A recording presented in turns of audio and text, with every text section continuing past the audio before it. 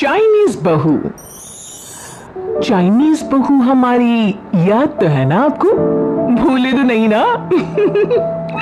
हाँ भाई, थोड़ी देर में ही सही, लेकिन चाइनीज बहू की कहानी आ ही गई। क्या हो रहा है ये देश में? चाइना ने तो आतंक ही मचा रखा है।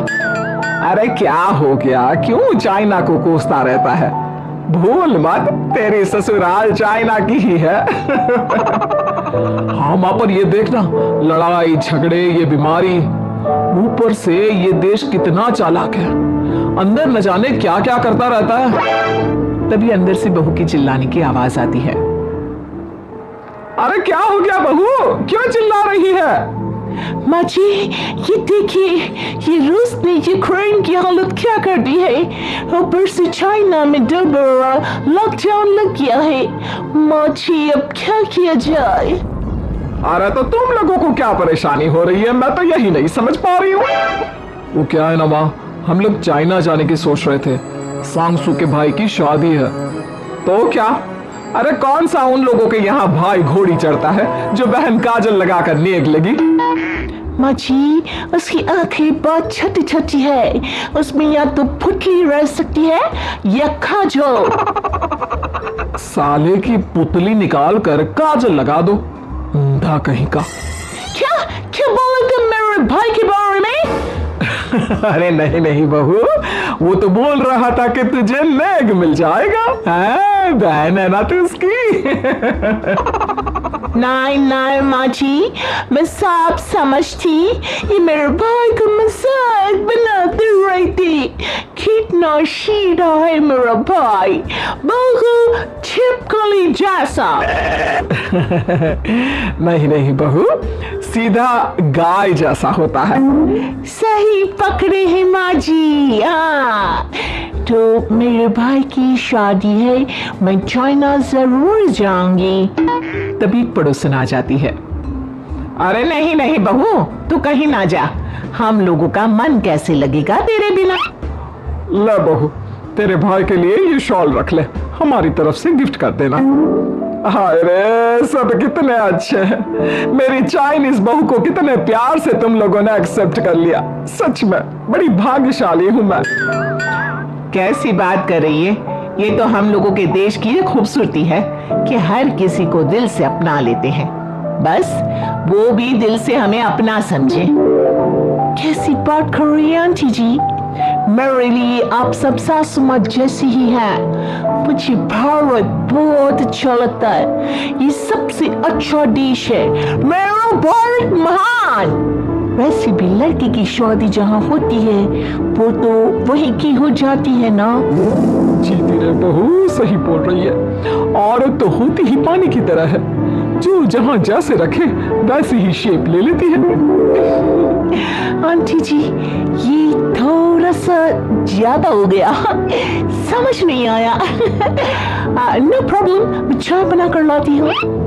फिर क्या, वो दिन भी आ जाता है जब बेटे बहू को चाइना जाना पड़ता है। वहां जाकर बहू का भाई कहता है, मेरे दाम आ गए, मेरे दाम आ गए। मैंने सबको बोला कि सब हिंदी में बात करेंगे, नहीं तो बहन नाराज हो जाएगी। थैंक्स बॉय, हिंदी मेरी भाषा है। आप मुझे उसमें बात करना अच्छा लगता है। आपने जीजा जी से मिलो। बहन तुम अंदर चलो। सभी बहू को अंदर लेकर चले जाते हैं, लेकिन सांगसू का पति, वो तो बेचारा चाइना के ससुराल के आंगन में अकेला खड़ा रहता है। काफी देर तक जब कोई उसे नहीं पूछता तो वो माँ को घर पर फोन करता है। हाँ बेटा, पहुंच गए ना कुशल मंगल? हाँ माँ, लेकिन सांगसू पता नहीं कहाँ है, वो तो अंदर गई है, तब से बाहर आई ही नहीं। अरे कैसे बात कर रहा है? तो तू अंदर चला जा, तू बाहर क्यों है? अरे दामाद है तुम वहां का, उन लोगों ने तुझे बिठाया, चाय पानी कुछ नहीं पूछा? नहीं ना माँ। तभी सामने से सांगसू आती है। आप अभी तक तैयार नहीं हुए और ये बैग लेकर क्यों कमरे से बाहर आए? इसे वहीं रख देते। कमरा? कौन सा कमरा? अरे कैसी बात कर रही हो? जब से तुम अंदर गई हो मैं बाहर ही तो खड़ा हूँ। बहू को बहुत हैरानी होती है और गुस्सा भी आता है। तभी उसका भाई और माँ आ जाते हैं। और सांशु अंदर खाना लग गया है। पहले ये बताओ कि मेरे पति को किसी ने खाना या पानी क्यों नहीं पूछा?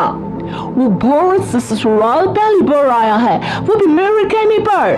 उनकी इज्जत क्यों नहीं की? देख बेटी, तूने जबरदस्ती जिद में शादी की थी तो हम लोगों ने कर दी, लेकिन अब तुम ये सोचो, पूरी चाइना में मैं इस इंडियन को अपना दामाद बताऊं? So sorry। हाँ संगसु, और तुम भी चुप रहना, नहीं तो वो लोग मेरी शादी तोड़ देंगे। ओह, ऐसी बात है। कोई बात नहीं, मैं बाहर होटल में रह लेता हूँ, तुम वही करो जो ये लोग चाहते हैं। कैसी बात कर रहे हो? शादी के बाद पति जैसा भी हो, जो भी हो, पति होता है। वैसे भी तुम्हारे पूरे परिवार ने, सबने बिना सोचे मेरा साथ दिया, मुझे एक्सेप्ट किया, प्यार किया। मैं अपने देश में आपको अकेला कैसे छोड़ सकती हूँ?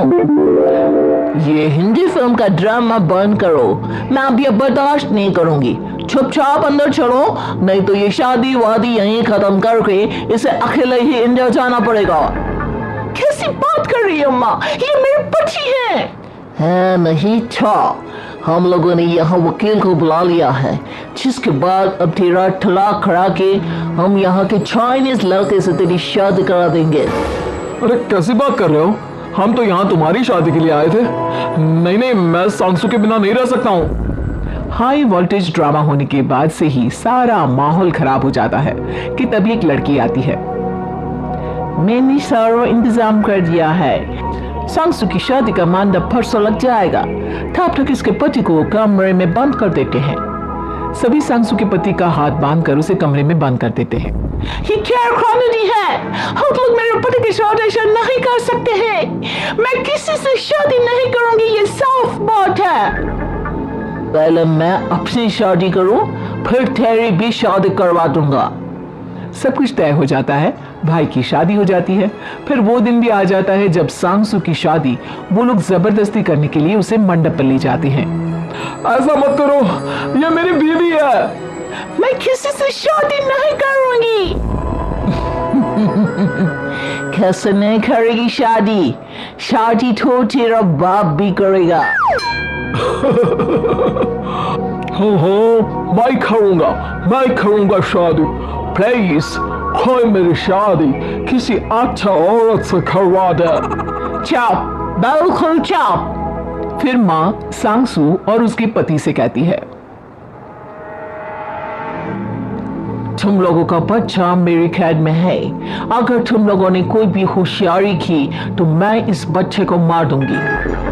दोनों माँ का रूप देखकर हैरान हो जाते हैं। बच्चे की खातिर दोनों शांत हो जाते हैं और शादी की रस्में शुरू हो जाती है कि तभी सांसू की सास पुलिस के साथ आ जाती है। माँ, सरसू माँ आ गई, मेरी माँ आ गई। माँ प्लीज हम लोगों को बचाकर वापस ले चलो। पुलिस सभी को गिरफ्तार कर लेती है।